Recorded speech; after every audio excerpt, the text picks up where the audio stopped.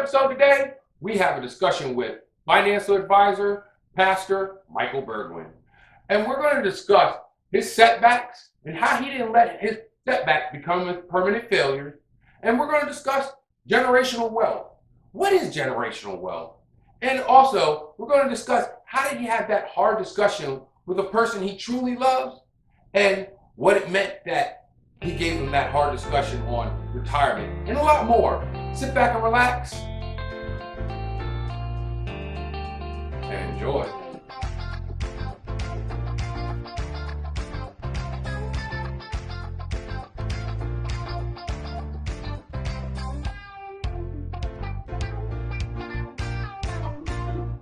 Rise above, where we don't let our temporary setbacks become our permanent failures. It's me, Micheal C., the source of life, over the mic. Check it out right here, y'all. I got a very special guest here today. When it comes to this man, as briefly as I know him and I have had some deep conversations. We've had some deep conversations about life, race, economics, and a lot more. When it comes to this man, I haven't really had a lot of conversation with someone that I could just click with right from the jump. But with this man, I clicked with him right from the jump. I want to introduce you to somebody pretty special to me. His name is Micheal Baldwin. What's good with you guys? Welcome to the Skybox. Welcome to the Man, I Skybox. appreciate you. I appreciate you. I'm just glad to be on the Skybox. Excited to be on here. And really just happy, just talk about a lot of great things. A lot of things that we have on our have on our minds, and really just have a great conversation and be able to hopefully give some gems. We definitely did. I would say before before the cameras even came on, we were having a great conversation. Phenomenal. Our conversation was unbelievable, man. Like on some real stuff. It was an unbelievable conversation, and I can't. Whew. With that being said, let's just get right into it, man. Let's do it. Let's do it. And you attended Temple University, Correct. okay? And you had a football career, and you sustained a career-ending injury. Correct. What made your pivot to the financial world? So that's probably one of the best questions that you could ask me, because that question has so much trauma to it, but at the same time, a huge level of transformation. Explain. And so, before finance, my love, my passion, everything I did in life up to a certain point was to be able to be the best football version of myself. The way I ate, the way I trained, sleep. I mean, that was my whole joy and excitement. To be honest with you, I didn't even want to even go to school for anything else. It was just about football. So whether it was just me having to lift weights, changing my whole diet, work out 3 4 times a day. I mean, I was committed. Right. So I remember being so excited to finally be at the school I wanted to be at. And I remember the first day of practice, literally, I went to go run a slant route. I dove for the ball. I remember like it was yesterday. I felt this pain coming up my arm, and I just remember like taking off my glove, and literally like my finger was hanging off my hand. Mm. Mm.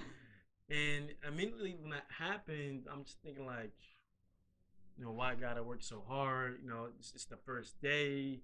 I mean, I already went through so many different tribulations just to get to that point, and just immediately I kind of actually felt myself going into a form of depression. Mm. So after that, I just remember um, grades started dropping a little bit. I mean, I kind of want to, why, what's my purpose? Why am I even here? Um, and then I remember calling my mother one day, and this is the day when I knew that okay, I'm gonna pursue something else. So I told her, hey mom, I'm done with football now, and I'm gonna let God just do His thing. Mm. So immediately after that, I started aligning myself with a good crowd, good people, good environment. One thing after the next, I just found myself into having powerful conversations, changing my mindset with different, like-minded individuals. And before I knew, I was at the job fair, and I had a lot of different opportunities, a lot of different people speaking to. But I remember talking to this one representative from Northwest Mutual, and from that point on, that kind of exposed me into finance. So that was the who that changed your mindset. Yep, that was really like that event that got me to that point. But if I'm being honest, I think what really changed my mindset to being completely passionate and committed about finance, that had a lot to do with a single black woman, independent, driven, hardworking, who had three sons, and everything she really did was for her three boys, and she would work 16-hour shifts every single day, work hard to just to be able to make sure that they could have something better than what she had, keep them out bad environments. And I remember fast forwarding the time when I had that conversation with that woman, and it came down to the time when she was like, hey, am I going to be able to finally stop working and retire? Am I going to be able to finally have that rest that everybody looks for into life, that thing called retirement? And I remember, uh, well, the answer was no. You weren't going to be able to. Mm-hmm. And it was emotional. The reason why I was so emotional because that single black woman, that was my mother, right? So I think just seeing that story was like a million other people's stories in America with people who just don't know what they don't know, who've been committed to their kids, who've been committed to the grind of life. They never knew the opportunities to really position themselves to have something like retirement. So that really committed me. And how long have you been a financial advisor? So I've been a financial advisor for the past 4 years. Um, and in that experience, it's been such a journey. Having so many conversations, being a part of a great team, and building things. But I think the most powerful part about what is that I do is the stories behind money and economics, right? Everybody has a different story. Everybody has a different relationship with money. And when I get to see that and see like, wow, either you came from wealth or maybe you came from literally nothing and no inheritance. Everybody has a story, and there's a relationship with money, and it's so more than logical, but it's so emotional. It sounds like your passion. You have a football mentality of a passion for financial advice, being a financial advisor. You can hear it. You can hear that passion coming out of you every time you're talking about it. Like it's just so you're just so passionate about helping people. You're Mm, very passionate about helping people. mm. What advice would you give someone who didn't have that direction and wanted to create generational wealth? So I think what's so important, because I actually hear that question a lot, generational wealth, generational wealth, generational wealth, right? We hear it on TikTok, social media, it's become more relevant. Um, I think the first thing people have to understand is what is generational wealth, right? And generational wealth, it's by definition, it's when assets are passed from one generation to the next. So it starts really with ownership, whether that's homes, whether that's different stocks or investments, whether it's life insurance policies. Right. But owning something and passing it to the next generation. And I think the first thing that I would really tell people, if you're trying to find out how to, create an inheritance for your loved ones, is first of all find a passion for something that you absolutely love to do, and find the why. What is your why? It's kind of like if I were to go to the gym one day and I say I want to be able to bench 315, I want to be able to bench or squat 405 pounds. If I don't have a why or reason why I'm in the gym, I'm gonna stop tomorrow or the next Right, day, right, whatever it may be. right. So, like I said, find the passion, find the why, but also now educate yourself, inform yourself. Look into things like home ownership. You know, um, look into things like life insurances or different stocks or investments. Talk to somebody who knows these things, because the more you know, right, and then when you have that knowledge, that information with that why, you're gonna create action, There you go. and that's gonna really help you set up the next generation of generational There you wealth. go. You heard him. You got to find your why. You got to find your reason. Who and what is your reason? I want you to ponder on that. And we'll be right back right after this.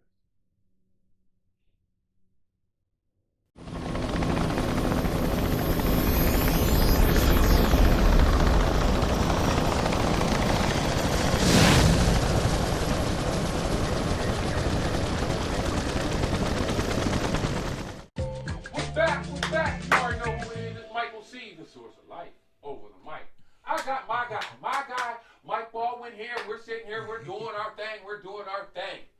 Let's go ahead and let's keep on going. We're talking about generational wealth, a little bit about financial advisor, and a little bit more. Let's keep on going. Let's go get them. What advice would you give a student outside of high school that's trying to get into the financial world? So the advice that and it's funny because I used to actually mentor a lot of interns, and the advice that I always have given anybody is, number one, find something that you're absolutely passionate about, because the thing about it is, when you're trying to get in the road of finance, or really any type of career opportunity, you're only going to be successful when you're absolutely passionate and committed about something. Mm-hmm. I agree with that. The second thing is that I think this part's so vital is you cannot be afraid of failure. Yeah, you gotta jump. Gotta jump. You can't be afraid of making mistakes. You can't have that fear keep you and hold you and keep you complacent. Like if you want to try something, go try it. Go ahead and dabble into it. Go ahead and jump forward. Fail forward. Right. Don't stay complacent. Don't stay held back by fear, because that's gonna get you exactly to where you're at today. Right. So find passion. Being able to also make mistakes and understand that you're gonna learn and grow from it. But then when it comes to just finance, as far as just getting into, if we're talking about investing or just getting into different opportunities, I think that comes back again to passion. If you're into real estate, find a little more information about it. Talk to a professional about that. If you're into stocks or investments, again, talk to a professional about that. Right, just educate yourself a little bit, and don't be afraid to make mistakes. That's the biggest thing. I always see people who have great ideas, great visions, but they stay exactly where they're at 10, 20, 30 years from now. They don't execute. Because they don't execute. They don't take action. Right. You know what I mean? Like, action is one of it probably is the biggest part of success. Action. Right. Right. Right. Because when I looked at it, that was one of my things about even starting this podcast. I remember a buddy of mine. We were sitting down, and he goes, "Well, you have so much charisma, and like you don't care about a camera." I'm like, "No, I don't. Like, what is these cameras at the end of the day? Like, seriously, it's just an eye looking at me as I'm talking. That's it." So the difference is now, what is the big difference with these cameras? I take something out and I put it to the world. Mm. I'm not scared of my looking at myself to go out in the world. I don't really care about all that. I don't care about myself making a mistake right now. I can really care less. But at the end of the day, you know my message. 100%. You know what my message is all about. And so when he told me this, I literally go, wow, that's all I have to do? He said, press play. And now you're doing it. That's it. That's it. Press play. You'll figure everything out on your own. And that's literally how it just started off. I pressed play. Okay. I had one of my other business partners. I said, all right, I need you to tell me how to do this, how to do this, how to do this. You need to teach me how to do this. Why is this one? Why is this bug like this? And we sat down till like 3 o'clock in the morning. I wrote notes down and was like, okay, I can figure this out. 2 years later, here's where I'm at. And it's so funny because I talked to one of my mentors, somebody who I really admire and looked up to, huge business dude. And he said, Michael, you're selfish. He said, you're selfish. And I'm thinking, wait, how am I selfish? He said, you have an ego and these few different things. And he said, the reason why is because you have great gifts, you have great talents, but you are letting fear holding you back from creating an impact in somebody else's life. And he said, Michael, you have a son. And it's not about what you say to him, but he's going to pick up not what you're saying, but what you're doing. Mm-hmm. Absolutely. And he's going to want to be just like his daddy. He's going to want to be, however great I am. Right. So I have a responsibility, obligation, and I have to be completely selfless, egoless, and prideless to go out to make great impacts and to leave a legacy that's bigger than me, because it's not just about me, but it's about him. and the generations to come after that, right? So I think it's amazing what you said about your podcast, how you were just sitting there and thinking, and now 2 years later, here you're at, you're spreading your talents, you're spreading your gifts, doing Yeah, and it's making like it. that. It definitely does, and then like it goes back to another thing you're saying. Like another reason is that when my dad passed, all I had was a recorder of him. Like that's the last thing I've ever heard of him was through a recorder. Mm. My son can see me on YouTube if I pass and go, my dad did that. My dad made that. Matter of fact, my dad didn't do that. He did it 2 shows with me. Mm. Like my dad sat down and did a show like he does it with everybody else, and he did it with me. So those are the impacts I see, and I've heard him say like the lines I say in my podcast, like my catchphrases and stuff like that. That stuff is impactful for me. Like to seeing that my son sees that. Dad, have a good time at your interview. Like my son sees that, and that is like big for me for to even that's my why. That's to keep going. Hearing my wife saying like, "Hey, when are you doing the next interview?" Like that's my why. That's my keep going. I might not be making a lot of money, but I know for a fact that if I said my name to someone, 9 times out of 10 in these last 3 years, they're gonna say, "Oh yeah, he's doing a podcast." That's your legacy. That's your calling. That's my calling. That's my calling. Mm. What's one of the big common mistakes that people make with money? That's another great question. And just throughout the last few years, having so many different conversations and seeing so many different things, whether it's on TV, news, social media, or just in a client conversation, I think the biggest one, and this is more deep than it is just like a logical thing. I think it's people don't understand the value of their money. I agree. I agree with that.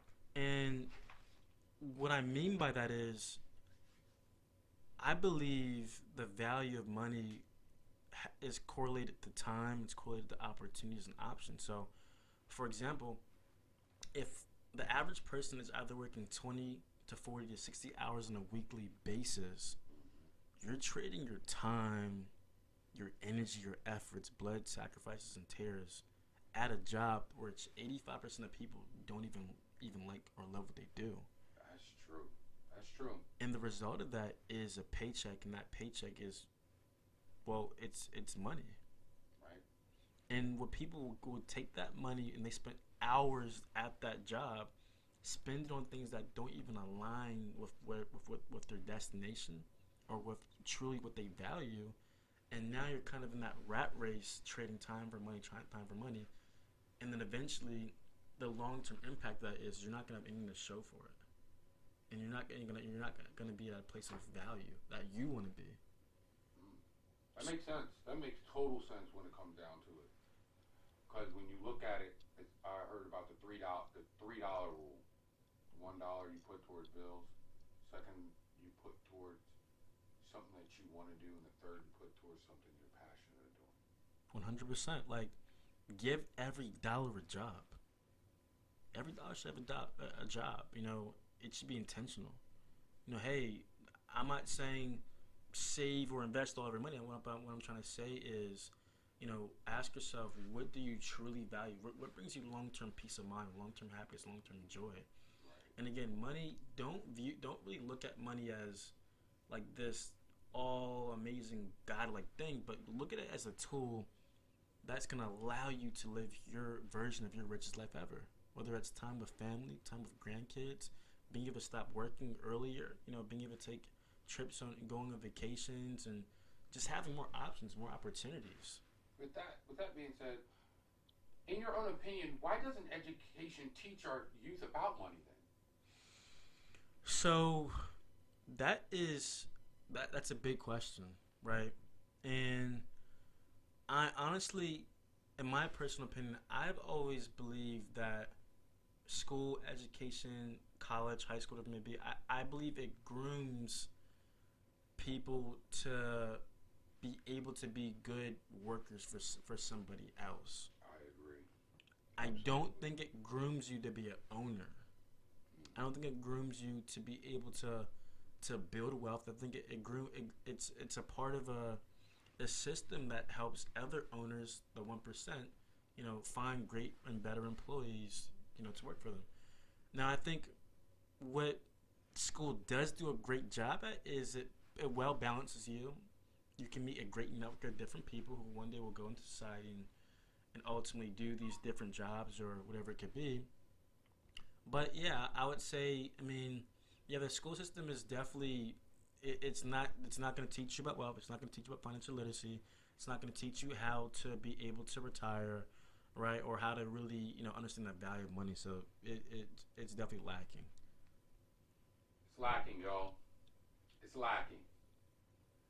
Maybe what we need to do is we need to open up a little bit more to the youth and answer the questions that we all have. What can we do to make this world a better place? Mm. Let's all think about and ponder that right after this. That was good.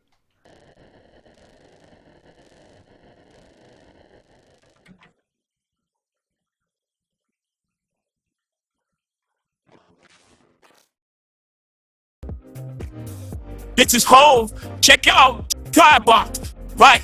Comment and subscribe. You already know my man. You know who he is. Michael C., the source of life. Over the mic. Be good to yourself, y'all. Let's make this epic. This is Michael C., the source of life. Over the mic. I'm here with Michael Burgwin, and we got a nice, beautiful conversation going on. We're talking about financial literacy. We're talking about education. We're talking about a little bit of everything. And we're going to get into the last little bit of questions. Then after that, pod deck, comments, and then we're going to ride out. You already know what it is. Let's get it started. Let's do it. What do you think is a huge misconcept about financial literacy? Mm. The biggest misconception about financial literacy, in my opinion, is I remember growing up, whether it was my mother or grandparents or different people around me, they would say, Michael, if you want to be rich one day, you have to work extremely hard. Work 2 to 3 jobs, trade all of your time for money. But you need to work hard. You need to open up a savings account and saving all my money in my savings account. And so the biggest misconception was work hard, but don't work smart. And so before, I remember, I used to always see my mother working 16-hour shifts, and everybody around me used to be gone all day at work. But instead of working so hard, why not work smart? Why not leverage the opportunities that are around us today? Exactly. How do we leverage opportunities? How do we leverage interest to be for us, not against us? How do we look into things like real estate? How do we own things? How do we work? How do we put our dollars to work so that we're making money in our sleep, so that we're owning things that we can pass down, and that can help us, have our money working hard for us. It was never about how hard we can work for that dollar. How much time can we trade? How much can we beat our bodies up to have this check?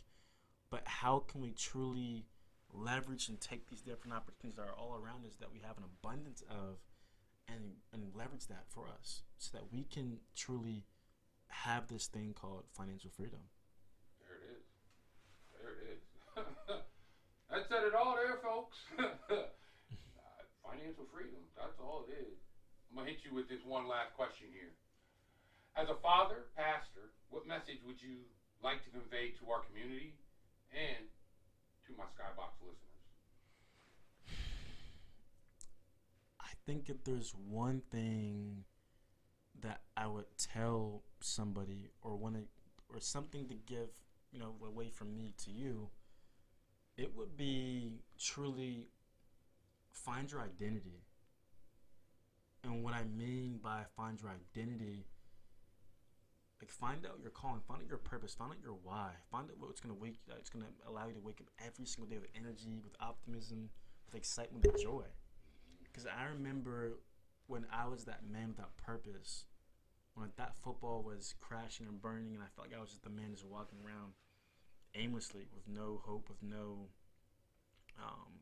excitement, joy, or that thing that gets me every single morning, it was nothing but depression and trauma for me. And I found that as human beings, if we're walking around just doing the day-to-days without any type of joy or happiness or like something that we're like we're committed to, we find ourselves empty. Right. We find ourselves without impact. And a man or a woman who's moving in life without creating some sort of impact, no matter how big or small it could be, because it's all important. It creates depression, anxiety, and a lot of the different traumas that we go through. So find purpose, find your why, find your identity, and keep searching. And don't be afraid of failure. Don't be afraid to make mistakes. Don't be afraid to fall over. Just get back up and keep trying. You're gonna learn from it. You're gonna grow from it. You're gonna become better from it. It's gonna build your character. And honestly, going through hard situations, that is your passage. Like that is your rite of passage. Everybody who's ever been great or successful at something has been through so many failures. Yeah, it is. And social media will make it seem like everybody's winning. But no, you're probably looking at the result, or maybe you're just looking at what they want you to see. Exactly.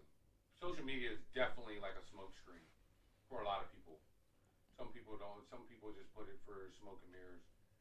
Some people just do it just to do it. But either or, guys, you gotta find your why. You gotta find your passion. Sometimes working hard, back in the old days, people looked at it as working hard is where you're going to make the money. I agree on that.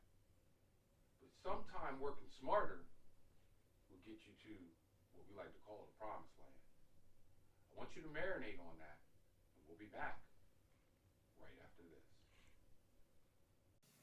Go to YouTube. Hit that like and subscribe button. It's only $3.99. $3.99? Are we only on YouTube? Nope. Are we on Google? Yep. How about Anchor? Yep. Are we on Spotify? Yep. How can they find us? Search The SkyBoxx.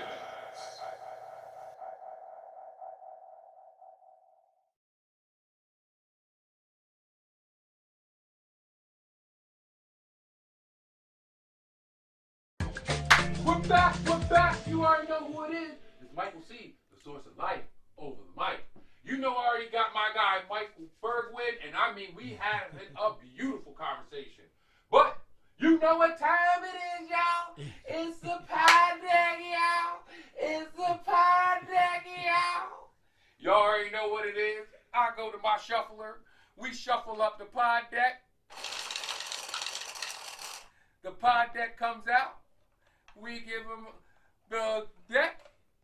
He picks a card out of the pod deck. He gives us the answer. After that, he gives us a shout out. And then we ride out. Let's go get him. Let's do it. He picks in the deck. His question is? So my question is what is my favorite gadget? And I think this might be everyone's favorite gadget. I'm not sure, but I need my phone. The cell phone. I need my phone. It's one of my greatest assets. I need my phone. I don't know what I'd do without it. Yeah, me too, man. Shout out to that Verizon Samsung. that phone, man. That phone, baby. That's my favorite phone of all time now. Yeah, I'll probably say my phone. Because, I mean, in the last couple of years, I mean, I have discovered so much I can do with that phone. But it's so funny. I remember I used to have the Android. You know, we all hear the Android versus iPhone type, conversation. I don't even care about that no more. it's like a phone's a phone. You know, whatever it is that that suits you, that you love. You know, just go with that. Go for it, right? Yeah. Got any shout outs? So definitely want to shout out my man Scotty Pitts. You know what I mean? Scotty P, you already know what it is, guy. I gotta shout you out. That's my guy. You know what I mean? Really connect with us, and we had a phenomenal, powerful conversation that I think is impactful. So shout out Scotty. And always I always shout out my Lord and Savior God. Can't forget about him. There you go. And yeah, we here. Nico, Noel, y'all know what it is. You know what it is. But I just want to thank you guys. I want to thank you for tuning in. And if you like this episode, I'd love to hear from you. All you have to do is email me at the number one SkyBoxx at gmail.com with your thoughts, your questions, or who would you love to sit here with me and have a beautiful conversation? I would love to thank my man Michael Burgwin for coming to the Rise Above and giving us all the beautiful insight on financial literacy, financial advisor, and a lot more. My name is Michael C. I'm the source of life over the mic, and until next time, remember, be good to yourself, y'all.